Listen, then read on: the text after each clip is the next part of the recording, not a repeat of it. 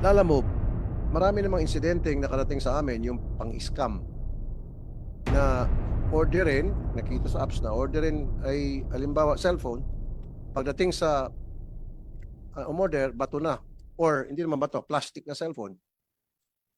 Kumbaga parang napalitan na or yung, yung cellphone na in-order ay hindi akma doon sa describe originally nung kaya nainganyo yung buyer. Alam nyo ito? Uh, alam mo, maraming insidenteng ganun. Mr. Chair, if I may. Halimbawa, may orderin na kutsilyo, halimbawa, para pantadtad sa mga gulay sa kusina, ang darating plastic. May mga ganun insidente. So, monitor nyo ito. Ano pong ginagawa nyo? Alam mo. Mr. Chair, if I may. So, meron naman pong redress mechanism po ang platform. So, ang mga kliyente po, ang mga nagpapadala po, may paraan po para maghain ng reklamo laban po sa driver. So, natatanggap po namin yung reports kapag ka po nai-report sa amin ng mga user. And then, Pero nagkakaroon. matagal po yun. Okay. Matagal yun. Yeah. Pwedeng magreklamo and then may proseso, magsulat ng kay back and forth, email, tawag sa telepono, which might take, say, 2 weeks, 3 weeks, 4 weeks. Gusto ko proactive. Gawa kayo ng paraan na para hindi mangyari ito. Example, pag halimbawa, pipick up yung Lalamove ng merchandise. Titingnan ngayon ng Lalamove, pabuksan muna yung merchandise na yan, pipicturean. Picturean din yung seller. Diba? Para, siyempre, makikita din ng buyer na, uy, plastic pala yan. Hindi ko na-orderin yan. At mismo yung rider nyo, makapagsabi na, uy, mukhang laruan ata to, hindi ata to yung nakalagay doon sa ads nyo. So, ma-stop agad. Hindi pag, kunyari, tunay naman talaga na, halimbawa, tunay talaga yung product. Kung ano yung in-order, yun talaga ang ay ipapadeliver ng seller. So, pagdating doon sa buyer, pipicture niyo yung buyer para hindi magsinungaling. Baka meron din magsinungaling dyan na, uy, hindi ko natanggap, o natanggap ko, sira, o balasubas na produkto. May ebidensya ka, pinicture mo yung buyer, both buyer and seller. Gawa kayo ng mga pamaraan na ma-stop na itong ganito klase mga scam. Mr. Chair, if I may. Go ahead, sir. Ito pong mga rekomendasyon po na binigay niyo sa amin ngayon ay ibabahagi po namin sa grupo po namin, sa panig po namin para uh, ma mai-introduce din po namin sa polisiya namin. Pero if I may share lang po, Mr. Chair, currently po may policy rin po kami for drivers. Although this is more applicable to parcels which may seem suspicious. So doon po kasi nagmamandato po kami sa drivers, nag-advise po kami na if they think na suspicious ang isang parcel, they can ask the sender for consent to open the parcel. And then ngayon po, yun lang po, ang limitasyon lang po is subject siya sa consent ng sender kasi po pwede pong tumanggi si sender kung ano po yung laman ng isang secured na parcel. Especially wala rin po kasing regulation which allows us to freely ask for opening a parcel. Pero idudulog rin po namin sa panig namin yung mga rekomendasyon nyo po para po makatulong sa pagbawas po ng mga gantong insidente. Is it true na merong mga accounts na naibibenta? Tapos ito yung mga accounts na ito na binibenta ang nagagamit sa pang-scam. Mr. Chair, meron na pong mga nakarating sa amin nga po na report na iba po yung nakarehistro sa plataforma, Right. iba po yung driver na dumadating. Kaya po nagkaroon po kami ng inisyatibo ngayon sa Lalamove.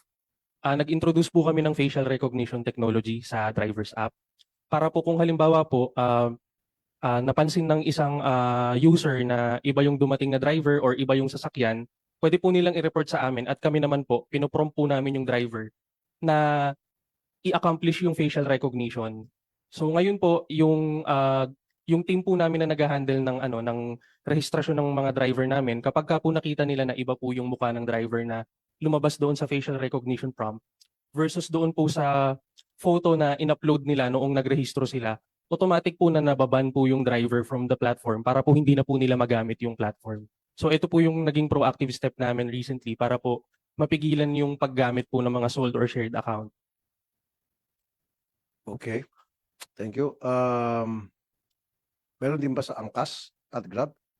Yung tinatawag na facial recognition na binanggit ng Lala Move? Meron Meron po, kayong no, ganung sa- feature? Yes, Mr. Chair. Sa amin po ay may bahagi po ng ating KYC at safety feature na Know your customer? magkaroon po. Okay. Sa Angkas? Sir, well, we used to have it, sir. Pero we upgraded the app. So ngayon, inaayos pa po namin. But that is in the roadmap po. So You Sa used to ngayon- have it pero kinansel niyo. So ba't Hindi po, kinansel? hindi po. Maganda yun. hindi po kinancel, Mr. Chair. Ano po, nag-upgrade po kami ng app. So we have to update po the feature. So ina-update po namin yan. That is part of our roadmap po, sir. Okay. Grab, kapag nawala yung isang item na pinadi-deliver sa inyo, ang babayaran nyo lang ay protection guarantee ay 10,000. Lala Move, 2,000. So paano ko yung nawala na ang dahilan ay napabayaan ng inyong rider-driver ay more than that? So paano yon? Kung halimbawa, cellphone worth 60,000, pinadeliver sa inyo. Eh, ang babayaran mo lang Lala Move kung nawala ng driver nyo, 2,000 lang. At kayo Grab, babayaran 10,000. Di ba lugi yung consumer? Salamat po, Mr. Chair. No? Sa amin po, kahit po obligado po ang rider na hindi po na i-deliver ng maayos ang kanyang parcel ng isang tao. Itong dagdag na guarantee ng 10,000 ay over and above po doon sa mandato na binigay sa atin ng batas. Pero kapag case to case basis, in-escalate po at nakita natin based on our findings na may irregularities that are caused by the platform. Tayo po ay iimbestiga at titignan kung may nararapat po na additional compensation. So sa amin po, maganda na i-report po agad kung ganito po yung issues at hand. Lala Move, 2,000 lang? Mr. Chair, although yun po yung stipulated doon po sa terms and conditions ng app, kagaya po nung ginagawa ng Grab, iniimbestigahan rin po namin ito on a case-to-case basis. Paano So- kung sa ginawa yung investigasyon, talaga kapabayaan ng driver, yung kaya nawala yung rider driver niya, nawala yung yung isang gamit na pinadeliver. O tapos na-confirm na talagang yung merchandise na yun ay worth 50,000. And then ang babayaran nyo lang 2,000. Mr. Chair, there are instances naman po na lumalagpas rin po kami doon sa naka-stipulate po na limit of limitation namin sa TNC. So, Lumabas, sir. Ibig sabihin, babayaran nyo kung magkano talaga yung halagang nawala ng gamit ah, doon sa customer. sa ngayon po, hindi ko lang po alam yung eksaktong datos kung ilan po yung nabayaran namin ng buo, ilan po yung na-offeran po namin na although hindi buo is substantial naman po dun sa halaga nung nawala sa kanila.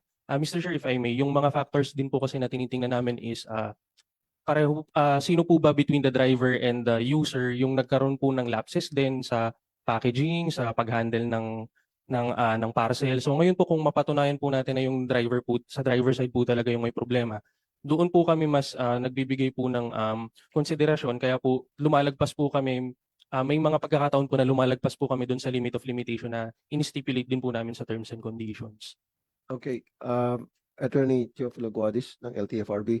So ano po yung regulation meron kayo tungkol dito sa pinag-usapan namin, yung insurance ng mga nawawalang gamit na pinadi-deliver ng mga customer sa Lala Move o Grab?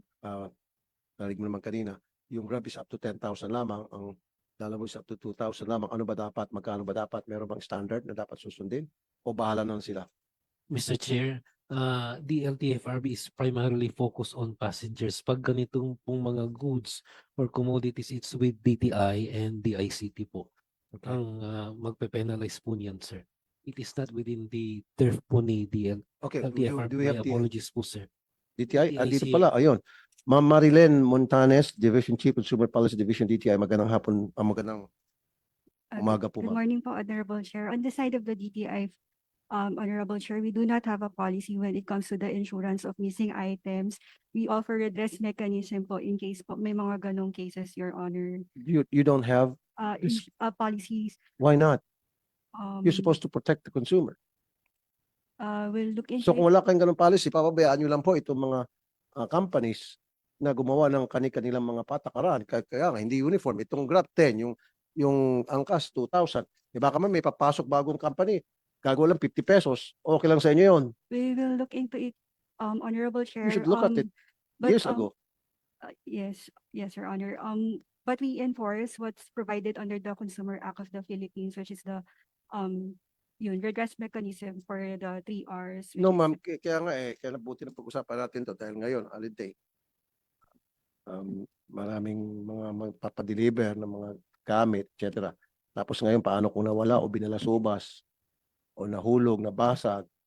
So dapat may protection yung mga consumer dun sa mga pinapadala ng mga merchandise. Yun sinasabi ko. Pag halimbawa, cellphone, o sabihin natin worth 50,000, kung ano mang brand ng cellphone yan o iPhone man yan, nabasag o nawala dahil sa pabayaan ng driver, 2,000 lang babayaran ng Lalamove. 10,000 lang babayaran ng Grab. Walang uniformity. Dapat kayong papasok yan pag set kayo ng standard kung magkano ang dapat bayaran. Kung sabihin nyo, across the board, 25 kayong lahat. At least man lang malapit-lapit sa katotohanan. Sa lahat ng merchandise. And then anything more than, pag nagpadala kayo, more than 100,000, bang usapan yun? Do it at your own risk, etc. Or something like that. Apologies, Honorable Chair. We will look into it po. Thank you. Very important po yan. Kasi marami na po kami natatanggap na reklamo na yung nawawala o basag na o sira na yung merchandise. O lumiko yung driver kung saan mo nang pumunta, kumain o nagmotel, paglabas, nawala. O, di ba? O kinuha ng kamotel niya, di nagustuhan, walang pambayad, etc. Something like that. Hindi, may mga ganung reklamo. O, di ba? So, kawawa naman yung consumer.